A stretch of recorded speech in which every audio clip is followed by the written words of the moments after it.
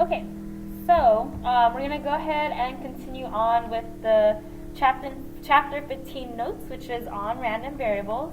Now, there's going to be moments when we would like to alter a random variable, okay? And so that might be because we happen to change the units of the data that we were looking at, or we maybe doubled the price if we're looking at X as like the amount gained, right? So there's different things that you might want to do depending on the problem. Some other thing that might happen is that we might be interested in combining it with some other random variable, okay? And so maybe I want to look at, in the test, the math section and the verbal section. I'm looking at those separately, and then I want to somehow combine them together so that I could understand what the mean is and what the standard deviation of those two variables together would look like, okay? So we are able to do that. Now, for us to be able to do that, we have to assume that x and y are independent random variables, right? And then we're just going to let a and b be fixed numbers. Now, by independent, we're saying that those do not affect each other whatsoever. Now, if you have independent random variables, then if you wanted to change the mean in some way, okay, so this is our notation. So if I had the mean and I want to add a number to the mean and I would like to multiply the number to the mean, then what's going to happen is that for the actual mean, I will multiply it by that number that was stated, and I'm going to add whatever constant it is. Okay, so we know that if you think back to when we were looking at data, if we wanted to double all of the values, then that meant the mean was going to double. If I wanted to shift the data all by adding 3, then that meant that the mean would have to have 3 added to it. So it's going to be like the same idea here. Now, the variance, which is just the standard deviation squared, okay, so I'm going to actually write that in like this. So standard deviation squared.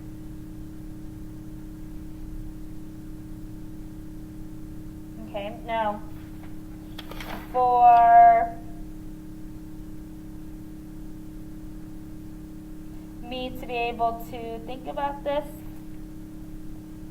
I would want to take basically the standard deviation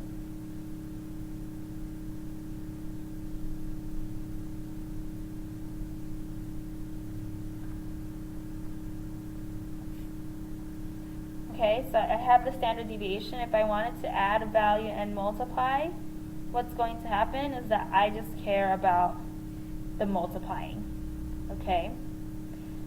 So basically, I don't care that it's shifted, right? So standard deviation is about spread. So even if I added 3 to every single data value, right, I just move the data all over and the spread doesn't change. But if I were going to multiply it, then that's going to make the spread get bigger or smaller, right? But that shifting, when you're just adding a constant, doesn't do anything, and so we could just ignore that addition of a constant and just worry about that multiplication, okay? Now, when I am combining 2 or more variables together, this is when I have to make sure that x and y are independent of one another, okay? What happens is if I wanted to find the mean of x plus y, I would just add the mean of x to the mean of y. If I wanted to find the difference between the two, then I would just subtract the means of each of the variables from each other. Okay, so pretty straightforward. Now for the standard deviation,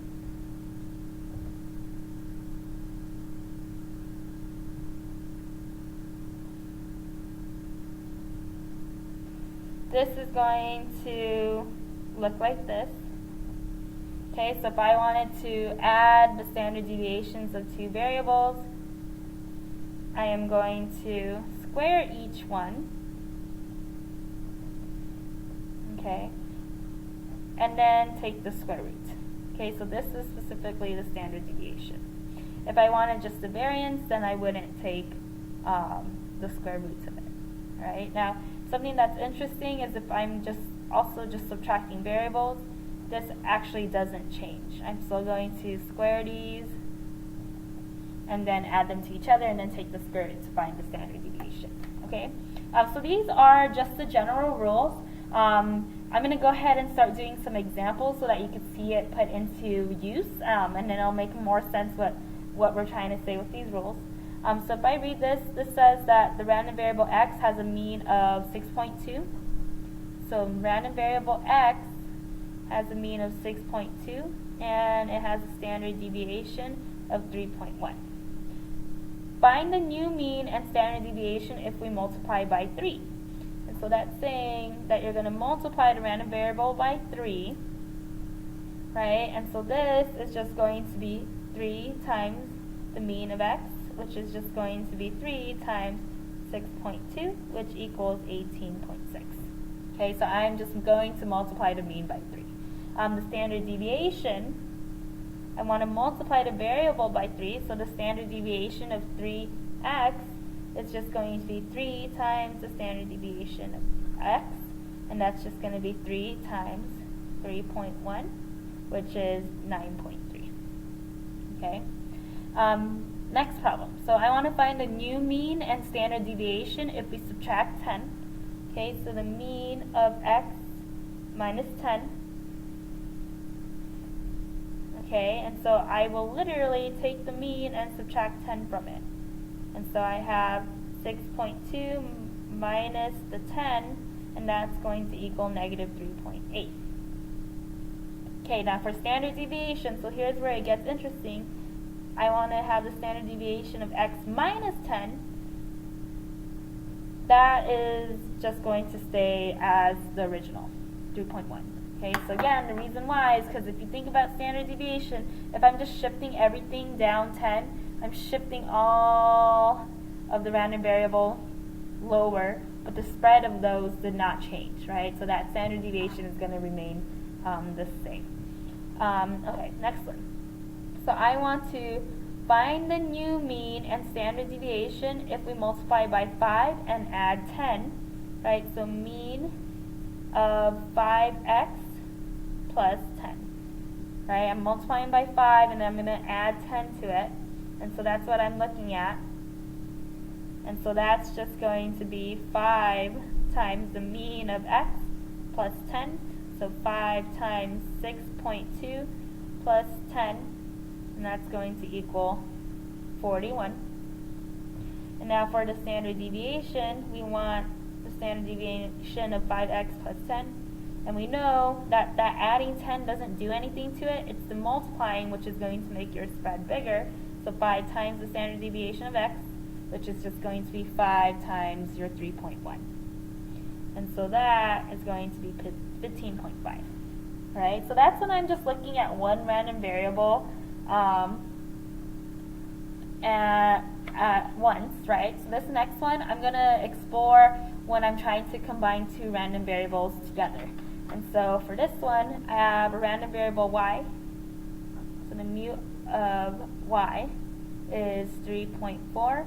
And then I have a standard deviation of 1.4. So the standard deviation of y is 1.4. We would like to find the mean and standard deviation of the x variable plus the y variable, right? And so the mean of x plus y is just going to be the mean of x plus the mean of y. And so that's just going to be, so the mean of x is from that top problem. That mean is 6.2.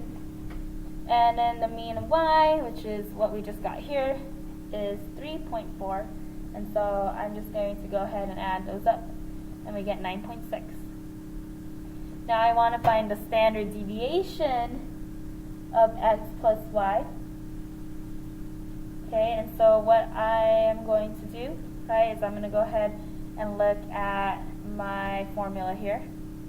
So I'm going to take each standard deviation and square it, add them together, and take the square root. Okay, so I have the standard deviation of x, which is 3.1, So I'm going to square that, and then I'm going to add that to the standard deviation of y squared.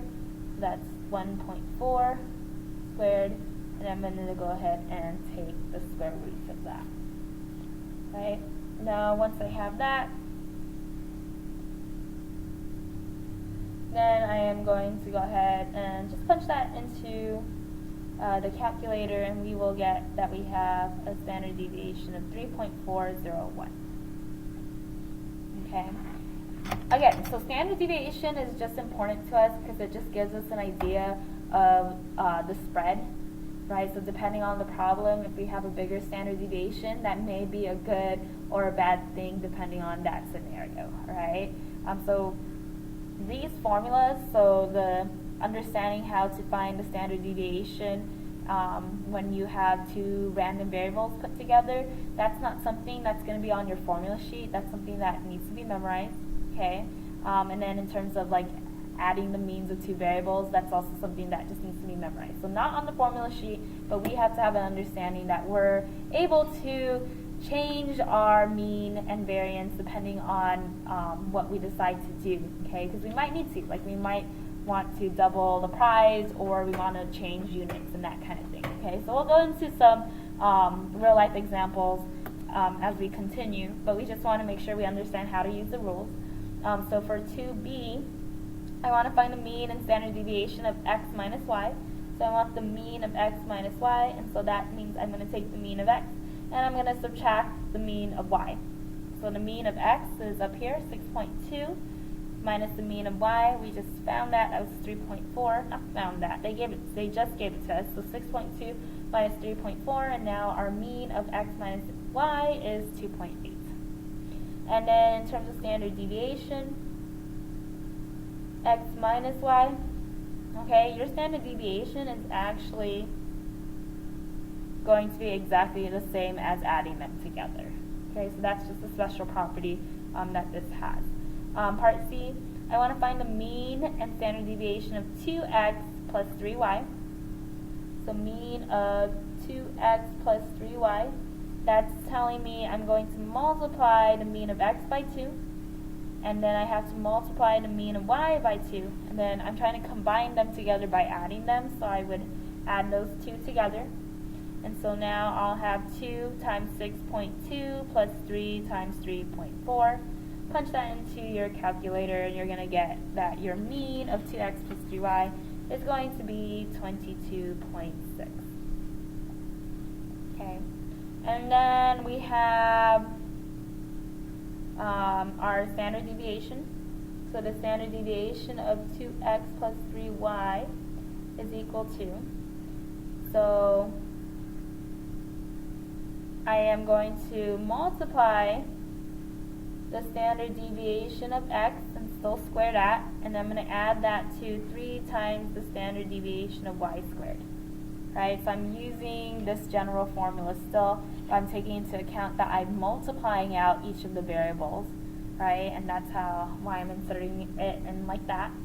And then what that looks like when I actually punch in my numbers, so I have 2 times the standard deviation squared of x, so that's saying 2 times 3.1 squared plus 3 times standard deviation of y is 1.4 squared. Okay, when you punch that into the calculator, you're going to get 7.4887. Last one, so we want to find the mean and standard deviation of 3x minus 4. Alright, so we have the mean of 3x plus y minus 4. So I want to do 3 times the mean of x plus the mean of y, and then I'm going to subtract all of that from 4. Right? So for the mean, I am doing everything that this says to do. And so what that looks like, 3 times 6.2 plus 3.4 minus 4, and we're going to get 18 as our mean. And then our standard deviation of 3x plus y minus 4. So I don't care about that minus 4, right, because shifting the data won't change that spread. But I do care about that 3, right? And so I want to have 3 times the standard deviation of x squared plus the standard deviation of y squared. Okay, And so that's going to be 3 times 3.1 squared plus 1.4 squared, all under that square root. And then once you punch that into the calculator, you'll get 9.4048.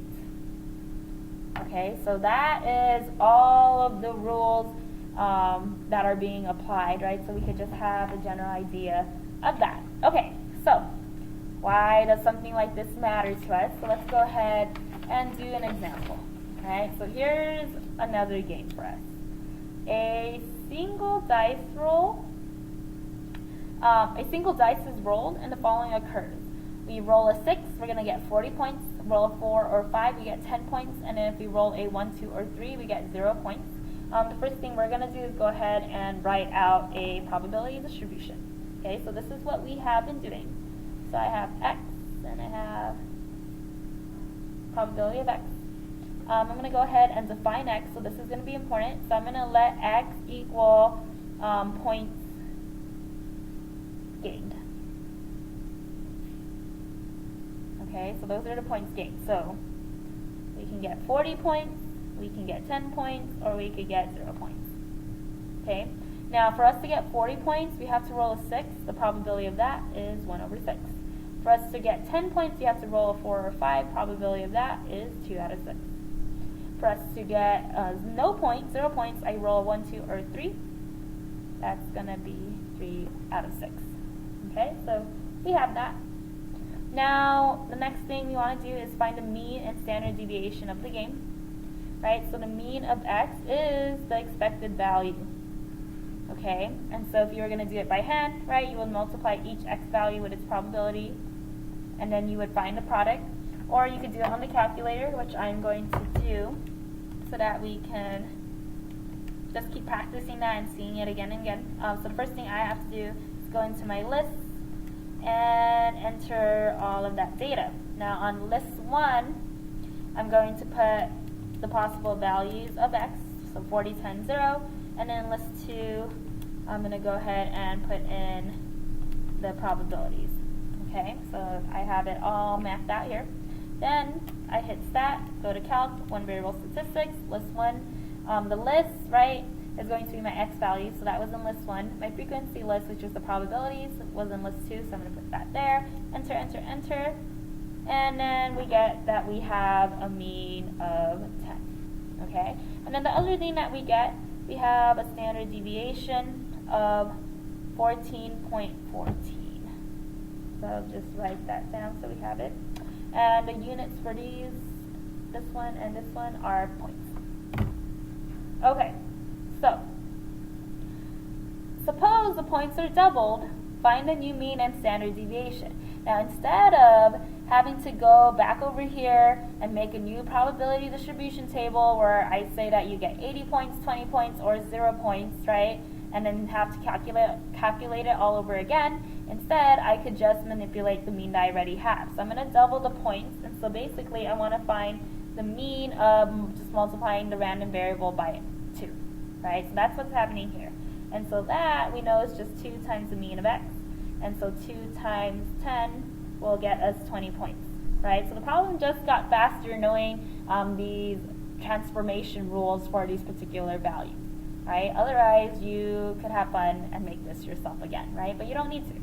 Now the standard deviation, so I want to double the points, so I want the standard deviation of 2 times x, and that's just going to be 2 times the standard deviation of x, and so that's just 2 times 14.14, which is 28.28 points.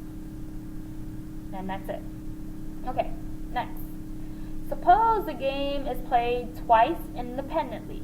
Okay, that's the key word for us. What is the mean and standard deviation of this? So we're wondering how many points do we expect to gain after playing the game, twice, right? And so what that looks like is I want to play the game 1 time, right? So that's 1 time. And then I'm going to go ahead and play the game a 2nd time. And so what that looks like is the mean of playing it once plus the mean of playing it twice, or the 2nd time rather. That's just going to be 10 plus 10, and so that's going to be 20 points. Okay, now the standard deviation of playing it once and then playing it a 2nd time right? That, right, has, we're adding variables together, so that looks a little different, right? So we're going to be using that formula for the standard deviation. And so when I combine it, I'm going to take the square root of each individual one, square each individual one, add them together, and then take the square root. And so what that looks like, I am looking at, let's see, the individual one is 14.14. So I have the square root of 14.14 squared plus 14.14 squared. Okay, add those together. So let me just get it going on the calculator. So I have 14.14 squared. And then add those together. And then we take the square root. And I am getting 19.997 points. Okay, so basically 20 points rounded. Okay, so that is why it comes in handy, right? So if I happen to change the scenario and I want to double my x values, right, or lessen it in some way or subtract from it in some way, these rules allow me to not have to make a probability distribution table all over again. I could just use these particular rules. Now, this is just some more like simple examples where you're just practicing out those rules. So again, it comes in handy, but you have to know how to use it. And so right now, what I would do is I would actually pause the video, try some of them on your own, and then I'm going to just do all of them. Okay, so pause the video and try it.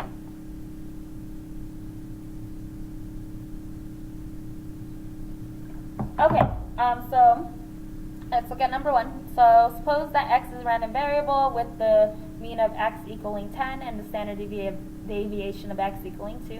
We're going to find the following. So the mean of 5 times x. So we know from our rules that that's just 5 times the mean of x. Okay, and so that's just 5 times 10. And so we are going to get 50 here. All right, so super quick. Next slide. So let's look at part B. So this one is saying find the mean of x minus 3. Okay, so that's basically just the mean of x minus 3. So 10 minus 3, 7. Okay, next one, the mean of 5x minus 3. So that's just 5 times the mean of x, all minus 3. So 5 times 10 minus 3 is going to be 47. Next one, so the standard deviation of 5x. So that's 5 times the standard deviation of x. So 5 times 2, and we get 10. And then we have the standard deviation of x minus 3. That's not going to change anything, right? So again, if I'm just shifting the data by making the random variable all the values just subtract by 3, I'm just shifting that data, right? I'm just shifting it, and so that doesn't change the spread. So that stays the same. Okay, for the second one, right, so you needed this information here, so the mean of x and the standard deviation of x, right? So it's the same thing. And then y, we have the mean of y, 15, and the standard deviation of y, 3. Now, the other important thing, this is the very key thing, y is independent from x, okay? So then that allows us to be able to find the variance. So if I'm looking, so I want to find the following, the mean of x minus y. So I know that that's just the mean of x minus the mean of y. Right, so the mean of x is 10, the mean of y is 15, and we get negative 5. Next one, so I want the mean of x plus 3y, and so that's going to be the mean of x plus 3 times the mean of y. Mean of x is 10 plus 3 times the mean of y, which is 15, and so we get 55. And then this is where it gets interesting. So I have the standard deviation of x plus y. So again, think about your formula. So I need to find each of the standard deviations, square them, add them together, and then take the square root. Okay, so the standard deviation of x was 2. So that's 2 squared, plus the standard deviation of y is 3. So 3 squared. Okay. And then from there, 2 squared plus 3 squared. So 4 plus 9. And so we have the square root of 13. I'm just going to leave it as the square root of 13. Moving on, so I have the standard deviation of x minus y, and that's actually going to be exactly the same as the